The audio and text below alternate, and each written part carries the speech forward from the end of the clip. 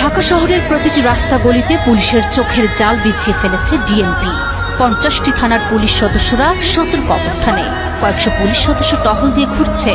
ডিএমপির সব থানা পুলিশ সহ 7,000 পুলিশ সদস্য রাস্তায় মহড়া দিয়েছে। আর এসব কিছুই 13ই নভেম্বরকে ঘিরে।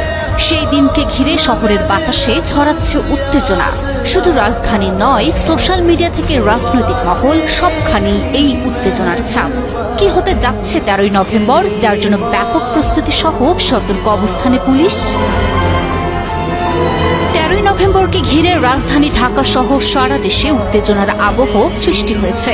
সাম্প্রতিক সময়ে সামাজিক যোগাযোগ মাধ্যমে ঢাকা লকডাউন কর্মসূচি ঘোষণা করেছে কার্যক্রম নিষিদ্ধ আওয়ামী লীগ।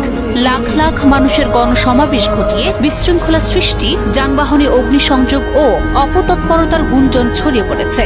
তবে আইন শৃঙ্খলা বাহিনীর কাছে কোনো নিশ্চিত তথ্য নেই। তারপরও সর্বাত্মক প্রস্তুতি নেওয়া হয়েছে। ডিএমপির অভিযানে টিম বাড়ানো হয়েছে। প্রতিদিন গ্রেফতার হচ্ছেন আওয়ামী লীগের নেতাকর্মীরা। পুলিশের পাশাপাশি র্যাব, বিজিবি, সেনাবাহিনী ও অন্যান্য রাজনৈতিক দলও মাঠে থাকবে। সবাই সম্ভাব্য অপতৎপরতা